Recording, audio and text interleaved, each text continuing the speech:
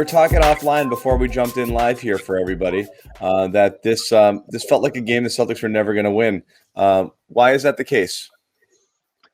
Let's do Brad stinks. Kemba's destroyed. The whole team's not a title contender. We can do that whole thing tonight. But this is a really good Jazz team. I mean, there's a reason this team's the best team in the NBA.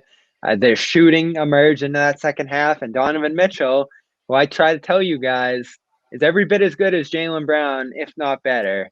And he showed he's better tonight. The way he can carry that team on his back and hit those long-range shots, get into the lane, finish, all that stuff. He is just as professional a scorer as you have in this game. And then they dismantled that Celtics front court too, whether it was Tristan Thompson getting left out on screens there. And I don't even blame him for some of those switches he got burnt in. Those are just impossible to cover. Theis fouled his head off into the final minutes, and then finally Mitchell just planted Grant on a switch into the Jazz logo on that final three. So everybody took their beating in this one. Tatum was getting frustrated with the refs, and Brown at least was looking good in his return. So they just got overwhelmed defensively. They had every basket, every offensive move to match the Jazz late into the game and pull within 4 a couple times, but they'd give it right up the other way. And against a team with this much spacing, this much playmaking, a rolling threat like Gobert, I mean, they're so good at defense. They're so good at offense. This team's legit. They might have some limitations in the playoffs that you have to guess against the Clippers and Lakers and other contenders out there, but they are every bit as good as those teams. Yeah, no question, Bobby. And I was hoping that we would at least start with that. So it's a good place to start. Let's just say how good this Utah Jazz team is. And then, of course, the Celtics, to me, throughout that third quarter and going into the fourth, I was surprised it wasn't a blowout at that point. I mean, they really kept themselves they kept the composure on defense, which I think was most impressive. But they just could never get over the hump. You know, in that fourth quarter specifically, you look at the Utah Jazz when they came out strong. That's when the Celtics started getting, I don't know if you want to call it lazy, or I think the better word is tired, it seemed like. They were late on switches, lazy fouls. You get into the penalty early, and that's how the Utah Jazz, you know, they already kept the Celtics at bay, but then that's what really created the distance for them. And, you know, Rudy Gobert, obviously in the middle. Royce O'Neale is another defender that's underrated, I feel like. You know, Celtics fans may have they didn't know before. He made it tough on Tatum. He did. Right. And if Celtics fans didn't know before, I mean, now you know. I mean, that Utah team, they can defend on another level, especially when it matters most. You know, you saw their last postseason run. I mean, this team's equipped. This team is they have the experience. And I think, you know, from a positive standpoint from the Celtics side of things, you have to look at how they were able to keep themselves in this one. But, of course, the glaring starter here is, of course, Kemba Walker, as he just when Celtics Twitter was hip to the fact that he hadn't dropped a layup since he came back pretty much, that's when he finally converted his layup, and that was the last one he converted. Let's talk about the threes. You know, how different this team is when the threes are falling. You got Grant connected on threes. Theis? Daniel Theis career high. What do you have, 5 out there? Yep. I hated when he fouled Doc. I'm like, wow, like something's really not going to win this game. It was classic Theis. He gets rolling. That shouldn't. He establishes himself as the best big, and then you see the downside of his game, the ridiculous screen foul for number 5 on the offensive end, and then down on the defensive end, Celtics couldn't grab a defensive board all night long.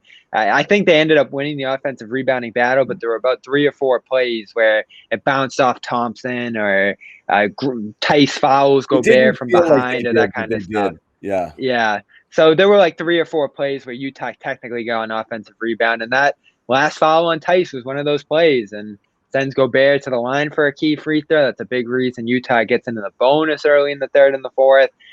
I asked Stevens pregame about the style of this team because I still don't feel like it's the kind of team Stevens wants to coach. The bigs, the lack of wing and guard depth, how many large lineups and zone looks he has to throw out there. And, you know, he didn't go on outright condemn the buildup of this roster, but he said this is a matchup where that becomes hard for you. You can't assert your size on the offensive glass the way they have. You can't get out on the three-point shooters, and they certainly didn't do that in the second half. And on the offensive end, you're right, Josue, they're just depending on threes. Phoenix, they can't get to the paint, so they're depending on threes. Utah, they're just jacking up shots here, and it worked, but not. Mike doesn't make 5 of them. Yeah. Yeah. So they're a great shooting team, but they're not the Jazz, they're not the Clippers, and they're not even the Raptors, who have been outstanding from three this year. So like they're a upper tier 3-point shooting team, but the elite results we're seeing early in this year aren't there. Yeah, this isn't. I don't think this roster is equipped unless these guys are gonna start doing that. On the norm. I don't think they're equipped to be one of those top 3-point shooting teams. Like we talked about it earlier in the season, how good the team looks when people are hitting threes and how it opens up the floor for Jaylen and Tatum. Sure, that still rings true, but you look at the talent across the board in this roster. Like, is that sustainable? That realistically sustainable when you look at guys like Grant, Theis, Ojale. I mean, you see it in spurts, but I mean, I just don't think.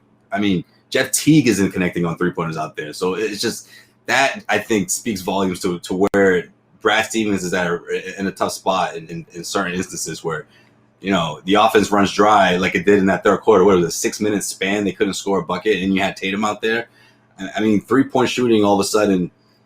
Look, we talked about TPE, where we were talking JJ Redick. I mean, whether we're talking about Celtics bringing in a 3-point shooter here, is that going to quickly correct everything here, or does this team have to find a way?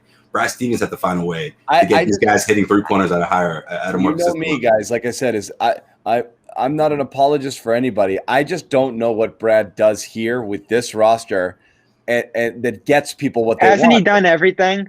I Hasn't think he tried everything? Everything at one point or another. I don't know that there are wholesale changes that can be made currently. And again, we keep saying, wait just a little. Wait until Romeo comes back. You maybe use the TPE, and you get Neesmith's legs under him. You've been saying that, John. I'm just saying, see if that makes it. You might have some answers from within, though I'm dubious. And again, the longer we go without it, you're still missing Smart, and that's a big deal just in terms of his ability to be as a playmaker. They don't really have that right now. So it's not fair to judge entirely. This is a really limited roster right now that Brad has to work with.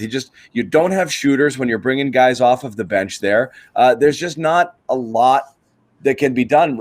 And when Kemba's playing like crap, it's just the two J's right now, and that's it. And you live and die with them. And that's not the team you want to be. But that's right now. Do you feel good about anybody but those two guys? I mean, again, Tyson spurts, and that's about it.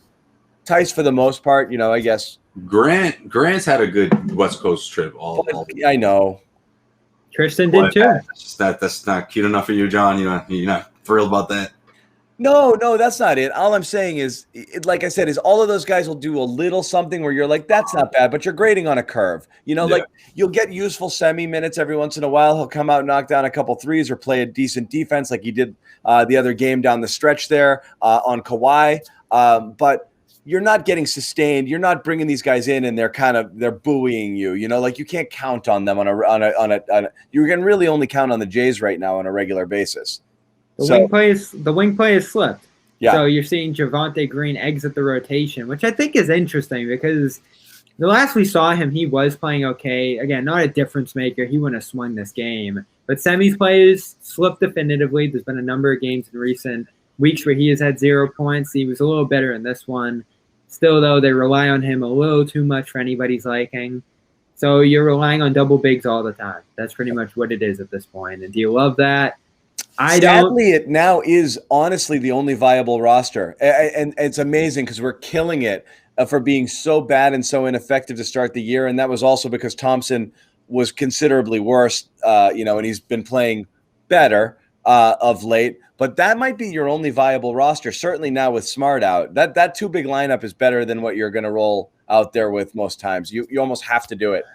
And that's a good point. The Smart loss still matters in all of this, and he's not coming back anytime soon. No, and I didn't understand the 2 to 3 thing either. I think we're going to kick way past 2 to 3 weeks on Smart. Yeah. Brad talked about him, talked about Romeo. There's no update on Romeo. He said no. Smart's still a while away. He said Smart's nowhere near. So I don't think anyone hoping 2 to 3, I don't think we're going to see him for a while. No, and you veer on the long end of that one, too. That's what a lot of the medical people said. Even though it's a minor tear, it's something that can linger. So they're going to veer on the side of caution there. It's a grade 1. That's why. But no one expected him to come back that soon. Yeah, like I said, I don't know why they put the 2 to 3 out there. I think he's, it'll be a little bit. But and that's something we have to consider on this West Coast road trip too. When we're looking at it on the whole, they beat the Clippers without Brown, which was is still wildly impressive win out of all of this. And without George, but yeah.